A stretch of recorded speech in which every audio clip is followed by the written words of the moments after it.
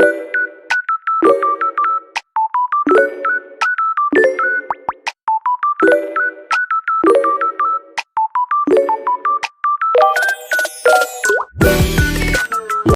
nama saya Suci Maharani Rizkyana. Kami dari kelompok 1 ingin mempresentasikan hasil tugas kami yang berjudul tentang pengantar statistika inferensial.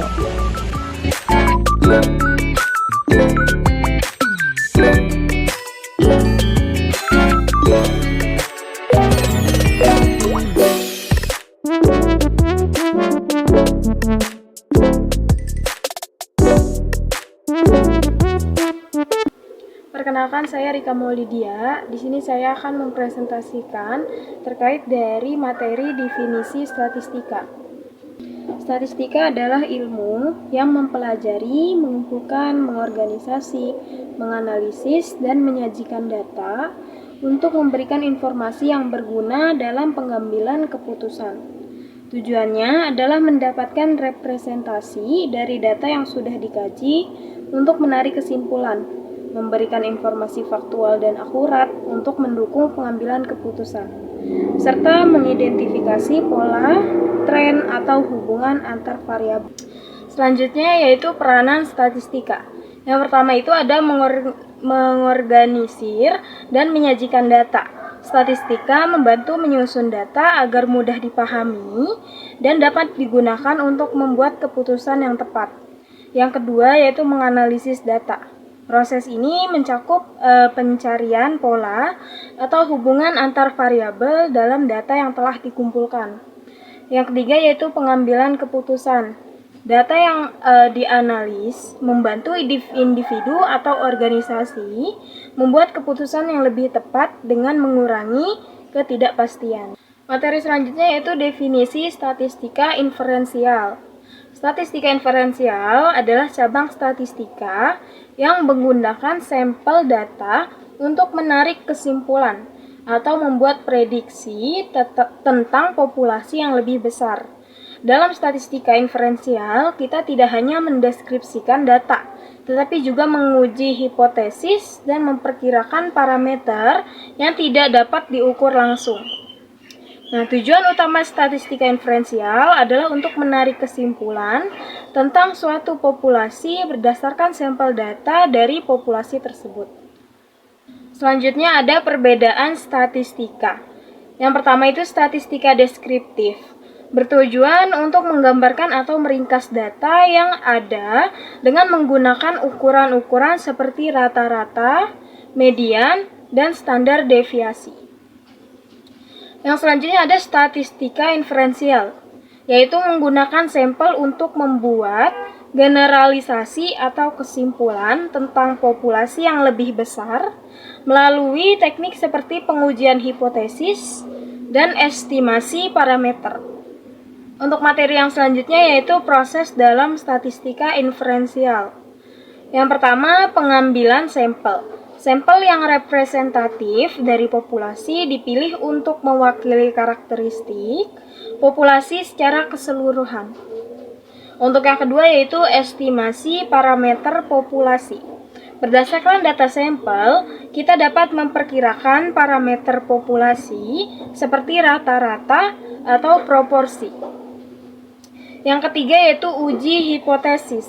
Digunakan untuk menguji klaim atau dugaan tentang suatu parameter populasi berdasarkan data yang diperoleh oleh sampel atau dari sampel. Nah, yang keempat itu pembuatan prediksi.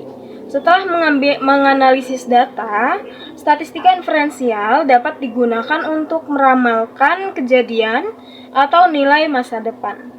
Lanjut, di sini saya akan mempresentasikan yaitu tentang jenis-jenis data dalam statistika inferensial. Yang pertama ada data kualitatif. Data kualitatif adalah data yang bersifat kategorikal atau deskriptif, tidak bisa diukur secara numerik. Contoh, jenis kelamin, warna mata, tingkat pendidikan, atau status perkawinan. Atau analisisnya yaitu biasanya menggunakan statistik deskriptif atau frekuensi persentase dan uji non-parametrik. Yang kedua ada data kuantitatif. Data kuantitatif adalah data yang bisa diukur secara numerik. Contohnya yaitu usia, tinggi badan, berat badan, dan pendapatan. Analisisnya yaitu dapat menggunakan statistik deskriptif seperti mean, atau median, modus, standar, dan deviasi, dan uji parametrik. Selanjutnya yaitu jenis-jenis skala pengukuran. Jenis-jenis skala pengukuran dibagi menjadi 4. Yang pertama yaitu skala nominal. Skala nominal adalah skala pengukuran yang digunakan untuk mengkategorikan data tanpa urutan atau hierarki tertentu. Yang kedua ada skala ordinal. Skala ordinal merupakan skala pengukuran yang digunakan untuk mengukur dan menganalisis data non-numerik. Yang ketiga ada skala interval. Skala interval merupakan skala pengukuran kuantitatif yang digunakan untuk mengukur jarak antara dua titik dengan menggunakan satuan pengukuran dari titik nol. Yang keempat yaitu skala rasio, merupakan skala pengukuran kuantitatif yang memiliki angka nol sejati dan interval yang sama antara titik-titik yang berdekatan. Yaitu di sini saya akan menjelaskan tentang populasi. Populasi adalah keseluruhan objek atau individu yang menjadi fokus penelitian. Ini bisa berupa kumpulan orang, benda, peristiwa, atau data yang memiliki karakteristik tertentu yang ingin kita pelajari. Misalnya, semua mahasiswa di sebuah universitas, semua produk yang diproduksi oleh sebuah pabrik, atau semua rumah di suatu kota.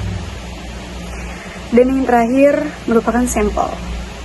Sampel adalah bagian representatif dari populasi yang dipilih untuk diteliti. Kita mengambil sampel untuk membuat kesimpulan tentang populasi secara keseluruhan.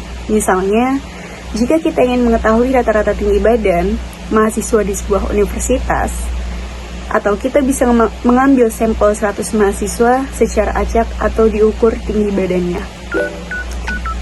Sekian hasil presentasi dari kelompok kami, kurang lebihnya mohon maaf. Wabillahi taufiq wal hidayah. Wassalamualaikum warahmatullahi wabarakatuh. Bye.